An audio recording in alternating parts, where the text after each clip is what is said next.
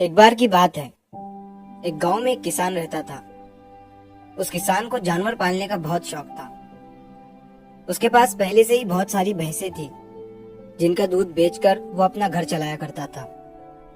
तो एक दिन उस किसान ने एक खरगोश और एक बंदर को भी अपने घर में पाल लिया। अब काफी दिन गुजरने के बाद उस किसान ने उस खरगोश और बंदर के साथ खेलने का सोचा। उस किसान ने अपने खेत में बहुत सारे छोटे छोटे गड्ढे कर दिए और फिर उन गड्ढों पर मिट्टी डालकर उन गड्ढों को बंद कर दिया और किसी एक गड्ढे में उस किसान ने एक गाजर को छुपा दिया। अब उस किसान ने खरगोश और बंदर को उस गाजर को ढूंढने के लिए कहा। खरगोश बहुत ही कॉन्फिडेंट था और उसे अपने आप पर बहुत विश्वास था। उसने एक एक गड्ढे को खोदना शुरू किया और गाजर ढूंढने लगा। लेकिन बंदर जो था वो बहुत ही नेगेटिव और आलसी था। उसने सोचा कि खेत में इतने सारे गड्ढे हैं और वो गाजर किसी एक गड्ढे में है, इतना कौन ढूंढेगा। वो बंदर ये सोचकर एक गड्ढे के ऊपर जाकर सो गया। अब उधर खरगोश अपनी पूरी मेहनत से गाजर ढूंढ रहा था। एक एक करके खरगोश ने सारे गड्ढे देख लिए, लेकिन उसे किसी भी गड्ढे में गाजर नहीं मिली। सिर्फ एक गड्ढा बाकी रह गया था, जिसके ऊपर बंदर सो रहा था। अब खरगोश बंदर के पास जाता है और उसे उस गड्ढे पर से उठने के लिए कहता है। जैसे ही बंदर उस गड्ढे पर से उठता है, खरगोश गड्ढा खोदकर गाजर बाहर निकाल लेता है और अपने मालिक को ले जाकर दे देता है। बंदर ये देखकर हैरान हो जाता है कि जिस गड्ढे के ऊपर वो इतनी देर से सो रहा था, गाजर उसी के अंदर थी।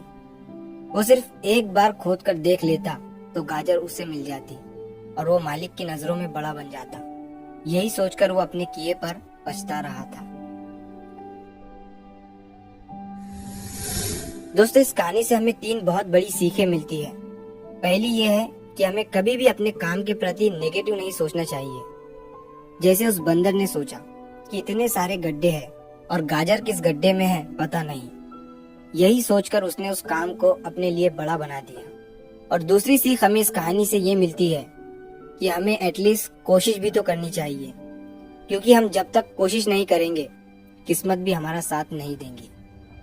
अगर वो बंदर जिस गड्ढे पर सोया हुआ था वहां से ही गाजर को ढूंढना शुरू करता तो उसे गाजर मिल जाती, लेकिन उसने कोशिश ही नहीं किया। और तीसरी सीख हमें इस कहानी से ये मिलती है कि हमें जल्दी हार नहीं माननी चाहिए। अब हमें नहीं पता कि हमें अपने काम में कौन से साल में कामयाबी मिलेंगी। वो 2025 हो सकता है, 2030 हो सकता है या 2032 भी हो सकता है, लेकिन हमें कामयाबी तभी मिलेंगी जब हम पॉजिटिव सोच के साथ कोशिश करते रहेंगे और हार नहीं मानेंगे। तो अगर आप इस कहानी को और भी लोगों तक पहुंचाना चाहते हो तो इस वीडियो को लाइक करो, ताकि YouTube इस वीडियो को और भी लोगों तक पहुंचाए। और अगर कहानी अच्छी लगी हो तो हमारे चैनल को सब्सक्राइब जरूर करिए। मिलता हूं मैं अगली बार इसी तरह की कहानी के साथ। तो सब्र करो, शुक्र करो और जिंदगी में आगे बढ़ो।